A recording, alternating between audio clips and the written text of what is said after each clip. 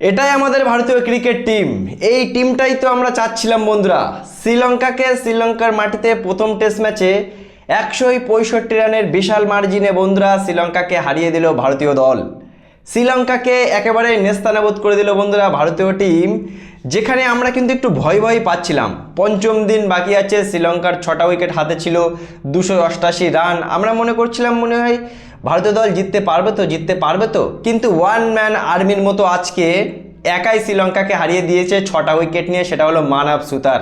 কি বোলার রে ভাই!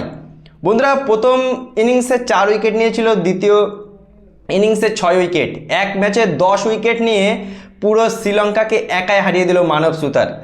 আজকে আমরা একটা জিনিস বলতেই পারি এই জায়গায়, যে রবিচন্দ্রন অশ্বিনের মতো লেজেন্ড খেলোয়াড় রিটায়ার হয়ে গেছে, আমরা তার জায়গায় কিন্তু একটা ঘাটতি পূরণ হতে দেখছি বন্ধুরা। মানব সুতার দুটো মাত্র টেস্ট ম্যাচ খেলেছে, এর আগের টেস্ট ম্যাচ খেলেছিল বন্ধুরা আফগানিস্তানের সাথে, সেই টেস্ট ম্যাচেও 5 উইকেট নিয়েছিল। আজকের এই দ্বিতীয় টেস্ট ম্যাচে এসেও দ্বিতীয় ইনিংসে 6টা উইকেট, মানে 5টা প্লাস উইকেট নিয়েছে।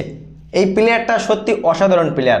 আর এই টেস্ট ম্যাচে বন্ধুরা আমরা একটা জিনিস দেখতে পেলাম, ভারতীয় দল কিন্তু ডমিনেট পারফরমেন্স করে জিতেছে। এমন না যে ভাই যে শ্রীলঙ্কা মানে একেবারে ভারতের কম্পিটিশন দিয়েছে, শ্রীলঙ্কা কম্পিটিশনই দেয়নি। আর এই জয়টা কিন্তু অনেক ইম্পর্টেন্ট ছিল।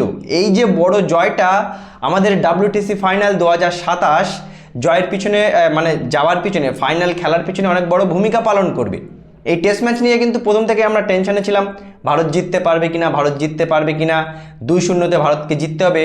ফাইনালি বন্ধুরা ভারত 2-0 জেতার পথে, প্রথমটা জিতে গেছে, এবার দ্বিতীয়টা বাকি।